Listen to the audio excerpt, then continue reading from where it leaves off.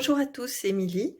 Aujourd'hui, je voudrais vous parler de mon deuxième roman, Les filles de Courtman House, pour plusieurs raisons. Tout d'abord, c'est parce que j'ai écrit un avant-propos, en fait, qui explique un petit peu que j'ai vécu dans cette maison. Donc, c'est vraiment une maison qui existe.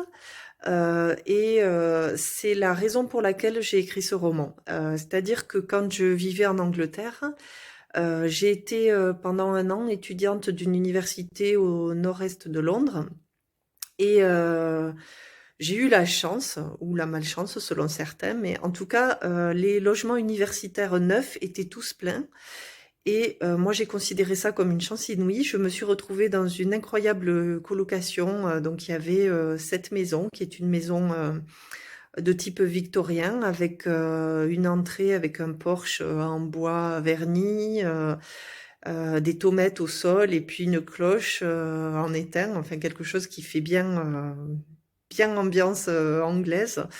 Et moi j'ai tout de suite eu le coup de foudre, je m'y suis sentie très bien et surtout j'ai noué des amitiés irremplaçables parce que j'ai rencontré parmi mes meilleurs amis dans cette maison. Et, euh, et c'était, enfin, je veux dire que même à l'époque, j'avais la conscience qu'il me faudrait écrire sur ce lieu. Alors, je savais pas quoi exactement, mais je voulais vraiment retranscrire l'ambiance de ce lieu parce que même si nous étions extrêmement nombreuses, parce qu'on était quand même 11 à vivre ensemble, et ça fait beaucoup et que par moment, bon, pour tous ceux qui ont fait de la colocation, vous imaginez le moment où il faut aller vider les poubelles, faire la vaisselle, etc. Bon, tous ces trucs-là, ça c'est vrai, mais c'est quand même pour moi un souvenir assez inoubliable. Parce qu'on avait vécu des moments très forts, très agréables. On s'est éclaté, en bref. Et donc il y a quand même une partie. Alors je vais pas casser le suspense, hein, mais en gros on m'a déjà posé la question. Euh, et donc le premier chapitre de ce roman est, on va dire, en grande partie autobiographique parce que il s'agit enfin, de la façon dont je suis allée dans cette maison la première fois.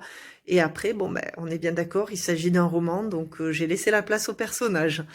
L'autre raison pour laquelle je voulais en parler, c'est que aussi, ça faisait des années du coup que j'avais en tête d'écrire à ce sujet. Et il me manquait juste un élément. Alors pour ceux qui l'ont pas lu, bien sûr que je ne vais pas révéler de quoi il s'agit parce que ce serait quand même un peu gâcher le suspense. Mais j'ai eu l'idée, je me souviens très bien parce que forcément, ben, toutes les dates en 2020 aux alentours du confinement, on s'en souvient. Donc moi, j'ai commencé à le rédiger le 12 mars 2020 parce que j'avais eu l'idée juste à ce moment-là et que je voulais me lancer. Et puis après, bon, ben, comme on était enfermés chez nous et que moi, à l'époque, j'enseignais et j'avais au mois d'avril 2 semaines entières sans obligation professionnelle, je me suis dit que c'était l'opportunité de consacrer ce temps-là à l'écriture. Et j'avais mis un challenge. Je m'étais mis comme challenge d'écrire 1500 mots par jour pendant un mois pour voir ce que ça donnait, parce que j'avoue que jusque-là, j'avais jamais vraiment compté les mots, ni à quelle vitesse j'écrivais. Et j'ai eu la grande surprise de constater que, ben oui, oui, j'y suis arrivée et j'ai même excédé mes propres objectifs. Et ce qui fait que j'ai mis 2 mois, presque jour pour jour, à écrire ce roman. Et sincèrement, ça a été un moyen pour moi de très bien vivre ce confinement. Alors je suis pas du tout en train de dire c'était génial, parce qu'évidemment, comme tout le monde, j'aurais préféré faire des sorties, voir mes amis.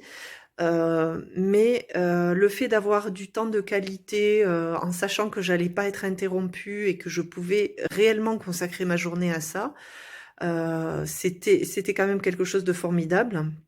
Et en plus, ben, ça m'a permis de vivre le confinement beaucoup mieux parce que ben, tout en étant coincée chez moi à mon bureau, j'avais l'impression de voyager et de revenir en Angleterre. Donc voilà, je voulais en parler parce que c'est quelque chose qui me tient à cœur. Aussi, c'est une petite particularité de ce roman parce que j'ai bien conscience que ceux qui suivront ne seront certainement pas écrits dans les mêmes conditions, ni avec les mêmes souvenirs. Voilà, c'était tout pour aujourd'hui et je vous dis à très bientôt.